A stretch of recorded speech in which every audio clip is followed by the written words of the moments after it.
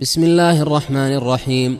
رب يسر يا كريم. الحمد لله رب العالمين، وصلى الله على سيدنا محمد المصطفى وآله وصحبه وسلم تسليما كثيرا. في الصحيحين من رواية عبد الله بن أبي بكر بن محمد بن عمرو بن حزم عن أنس رضي الله عنه عن النبي صلى الله عليه وسلم قال: يتبع الميت ثلاث، فيرجع اثنان ويبقى واحد، يتبعه أهله وماله وعمله، فيرجع أهله وماله ويبقى عمله. ورواه عمران القطان وحجاج بن حجاج عن قتادة عن أنس عن النبي صلى الله عليه وسلم قال: ما من عبد إلا له ثلاثة أخلاء، فأما خليل فيقول: ما أنفقت فلك، وما أمسكت فليس لك، فذلك ماله. وأما خليل فيقول: أنا معك، فإذا أتيت باب الملك رجعت وتركتك، فذلك أهله وحسبه. وأما خليل فيقول: أنا معك حيث دخلت وحيث خرجت، فذلك عمله، فيقول: إن كنت لأهون الثلاثة علي. ويروى نحو هذا من حديث النعمان بن بشير مرفوعا وموقوفا.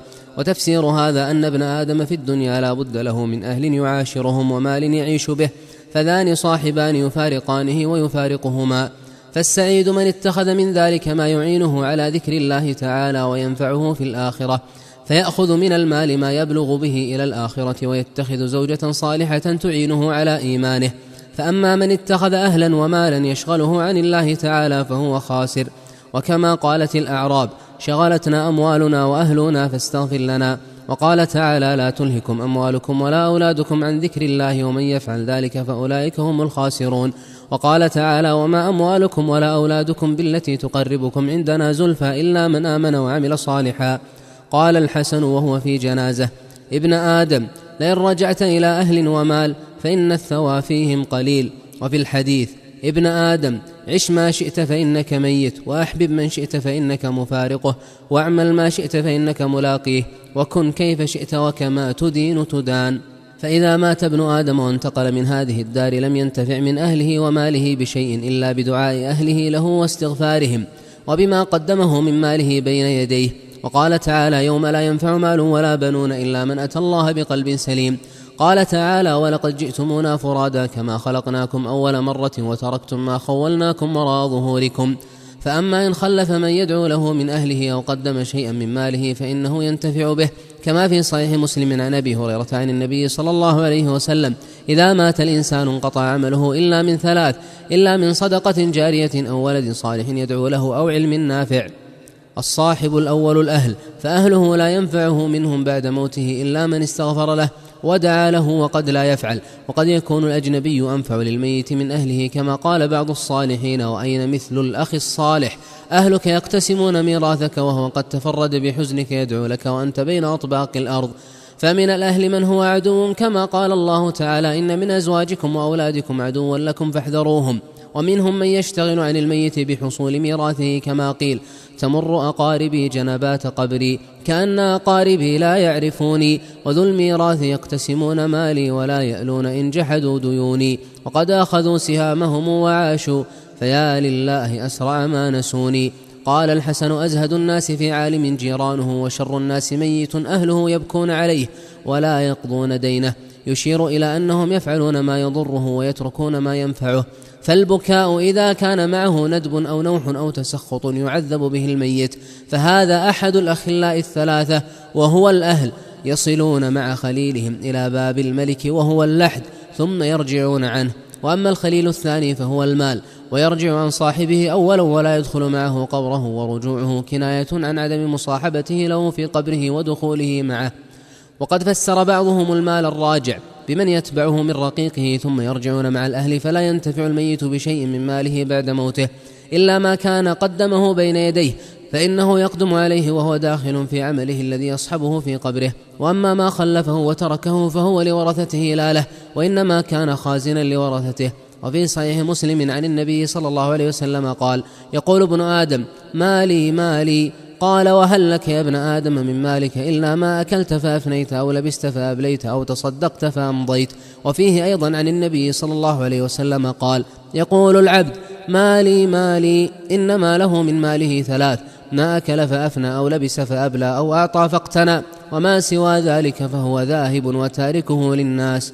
وفي صحيح البخاري عنه صلى الله عليه وسلم قال: أيكم مال وارثه أحب إليه من ماله؟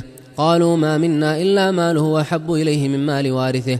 قال: فإن ماله ما قدم ومال وارثه ما أخر، فلا ينتفع العبد من ماله إلا بما قدمه لنفسه وأنفقه في سبيل الله عز وجل، فأما ما أكله ولبسه فإنه لا له ولا عليه إلا أن يكون فيه نية صالحة، وقيل بل يثاب عليه مطلقا. فأما ما أنفقه في المعاصي فهو عليه لا له، وكذلك ما أمسكه ولم يؤد حق الله عز وجل منه فإنه يمثل له شجاعا أقرع يتبعه وهو يفر منه حتى يأخذ بلهزمتيه ويقول: أنا مالك أنا كنزك، ويلقمه يده فيقضمها قضم الفحل، وإن كان المكنوز ذهبا أو فضة جعل صفائح فأحمي عليها ثم كوي بها جبينه وجبهته وجنبه.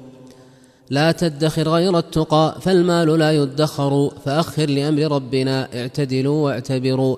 فمن تحقق هذا فليقدم لنفسه من ماله ما يحب، فإنه إذا قدمه كان له وبين يديه ينتفع به في دار الإقامة، وإذا خلفه كان لغيره لا له، وقد يكون هو ممن يحبسه عن النفقة في سبيل الله فيراه يوم القيامة في ميزان غيره فيتحسر على ذلك فيدخل هو بماله النار ويدخل وارثه به الجنة. فالعاقل هو من قدم من ماله ما يحبه فيفوز به في دار الإقامة، فإن من أحب شيئا استصحبه ولا يدعه لغيره فيندم حين لا ينفع الندم. ذكر ابن أبي الدنيا من حديث عبد الله بن عبيد بن عمير مرسلا أن رجلا قال: يا رسول الله، ما لي لا أحب الموت.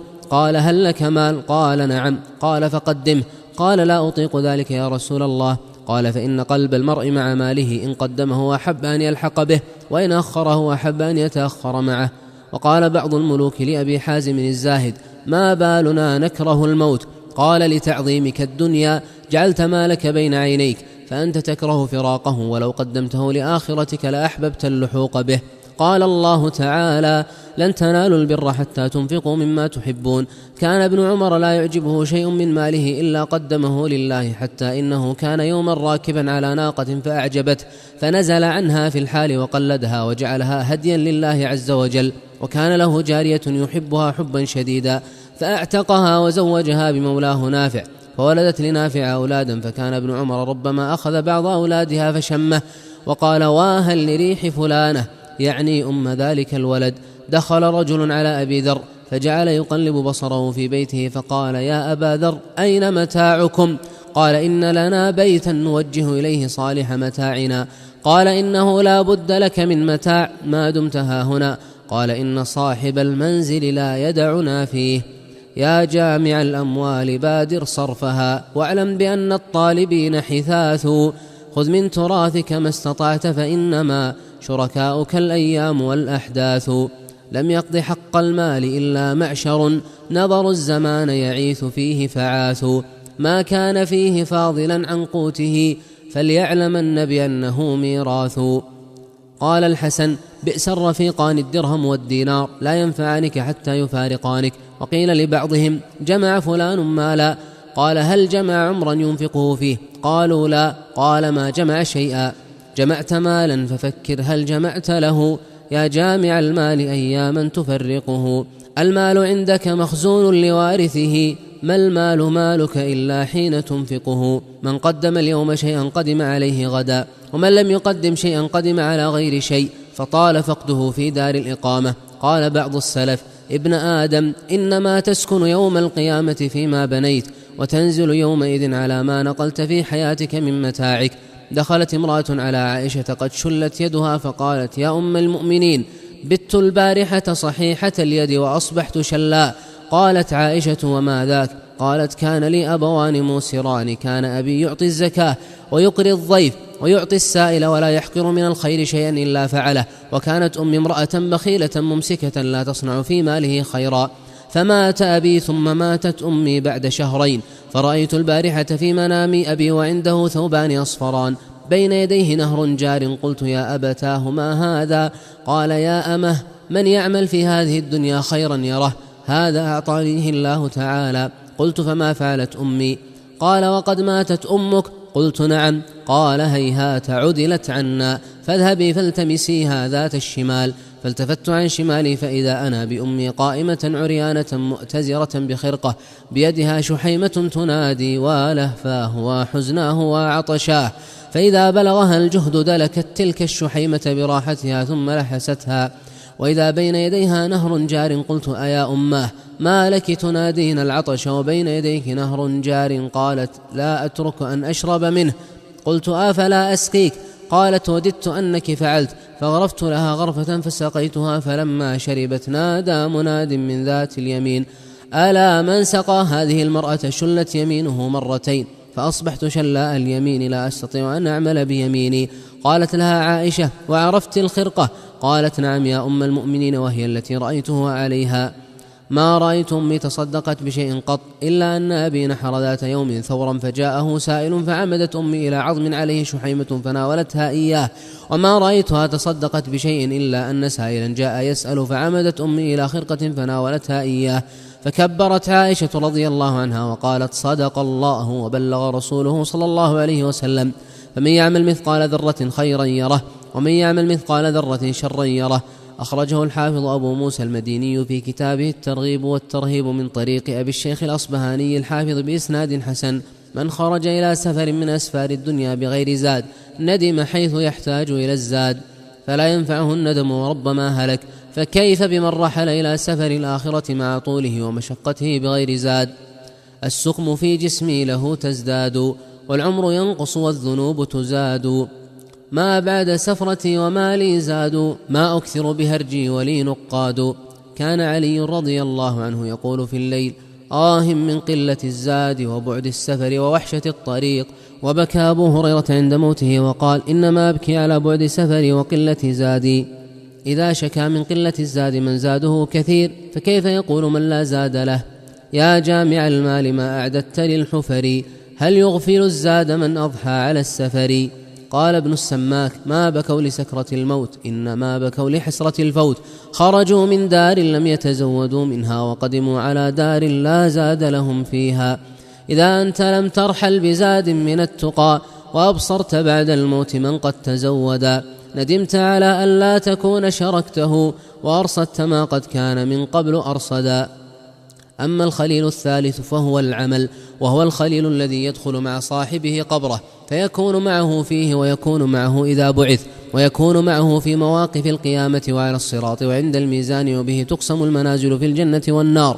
قال الله تعالى: من عمل صالحا فلنفسه ومن أساء فعليها. وقال تعالى: من كفر فعليه كفره ومن عمل صالحا فلأنفسهم يمهدون. قال بعض السلف: في القبر، يعني أن العمل الصالح يكون مهادا لصاحبه في القبر، حيث لا يكون للعبد من متاع الدنيا فراش ولا وساد ولا مهاد، بل كل عامل يفترش عمله ويتوسده من خير أو شر. فالعاقل من عمر بيته الذي تطول إقامته فيه، ولو عمره بخراب بيته الذي يرتحل عنه قريبا لم يكن مغبونا بل كان رابحا. قال وهب بن منبه: قال لقمان لابنه: يا بني لكل إنسان بيتان، بيت غائب وبيت شاهد، فلا يلهينك بيتك الشاهد الذي فيه عمرك القليل عن بيتك الغائب الذي فيه عمرك الطويل. وقال بعض السلف: اعمل للدنيا على قدر مكثك فيها، واعمل للآخرة على قدر مكثك فيها. وقال بعضهم: لابن آدم بيتان، بيت على الأرض وبيت في بطن الأرض، فعمد إلى الذي على وجه الأرض فزخرفه وزينه، وجعل فيه أبوابا للشمال وأبوابا للجنوب، ووضع فيه ما يصلحه لشتائه وصيفه، ثم عمد إلى الذي في بطن الأرض فأخربه. فإذا قيل: هذا البيت الذي أصلحته كم تقيم فيه؟ قال: لا أدري. قيل له: والذي أخربته كم تقيم فيه؟ قال: فيه مقامي. قيل: تقر بهذا على نفسك وأنت رجل تعقل. كان عثمان بن أبي العاص رضي الله عنه في المقابر في جنازة، ومعه شاب من أقاربه فيه بعض غفلة، فقال عثمان: اطلع إلى بيتك. فاطلع في القبر فقال له: ما ترى؟ قال: أرى بيتا ضيقا مظلما ليس فيه طعام ولا شراب ولا زوجة، وقد تركت بيتا فيه طعام وشراب وزوجة. قال: فإن هذا والله بيتك. قال: صدقت، أما والله لو رجعت نقلت من ذلك إلى هذا. قال الحسن: تبع رجل من المسلمين جنازة أخيه، فلما دلي في قبره قال الرجل: ما أرى يتبعك من الدنيا إلا 3 أثواب، أما والله لقد تركت بيتي كثير المتاع، أما والله إن قالني الله حتى أرجع لأقدمنه بين يدي. قال: فرجع فقدمه والله بين يديه، وكانوا يرون أنه عمر بن عبد العزيز. وكان ينشد هذه الأبيات كثيرا: من كان حين تصيب الشمس جبهته أو الغبار يخاف الشين والشعثا، ويألف الظل كي تبقى بشاشته، فسوف يسكن يوما راغما جدثا في ظل مقبرة غبراء مظلمة، يطيل تحت الثرى في غمها اللبثا. تجهزي بجهاز تبلغين به يا نفس قبل الردى، لم تخلقي عبثا. فالمؤمن يأتيه عمله الصالح في قبره في أحسن صورة فيبشره بالسعادة من الله، والكافر بعكس ذلك. والأعمال الصالحة تحيط بالمؤمن في قبره. في صحيح ابن حبان عن أبي هريرة مرفوعا: والذي نفسي بيده إنه ليسمع خفق نعالهم حين يولون عنه، فإن كان مؤمنا كانت الصلاة عند رأسه، والزكاة عن يمينه، والصوم عن شماله، وفعل الخيرات والمعروف والإحسان إلى الناس من قبل رجليه، فيؤتى من قبل رأسه فتقول الصلاة: ليس قبلي مدخل. وذكر سائر الأعمال كذلك. وقال: في الكافر يؤتى من هذه الجهات فلا يوجد شيء فيجلس خائفا مرعوبا. قال عطاء بن يسار: إذا وضع الميت في لحده فأول شيء يأتيه عمله، فيضرب فخذه الشمال فيقول: أنا عملك، فيقول: فأين أهلي وولدي وعشيرتي وما خولني الله؟ فيقول: تركت أهلك وولدك وعشيرتك وما خولك الله وراء ظهرك، فلم يدخل معك قبرك غيري. فيقول: يا ليتني آثرتك على أهلي وولدي وعشيرتي وما خولني الله، إذ لم يدخل معي غيرك. قال يزيد الرقاشي: بلغني أن الميت إذا وضع في قبره احتوشته أعماله، ثم أنطقها الله فقالت: أيها العبد المنفرد في حفرته، انقطع عنك الأخلاء والأهلون، فلا أنيس لك اليوم غيرنا. ثم بكى يزيد وقال: طوبى لمن كان أنيسه صالحا، والويل لمن كان أنيسه وبالا. تزود قرينا من فعالك، إنما قرين الفتى في القبر ما كان يفعل. وإن كنت مشغولا بشيء فلا تكن بغير الذي يرضى به الله تشغل. فلن يصحب الإنسان من بعد موته إلى قبره إلا الذي كان يعمل. ألا إنما الإنسان ضيف لأهله، يقيم قليلا عندهم ثم يرحل. والحمد لله وحده، وصلى الله على سيدنا محمد وآله وصحبه وسلم تسليما كثيرا.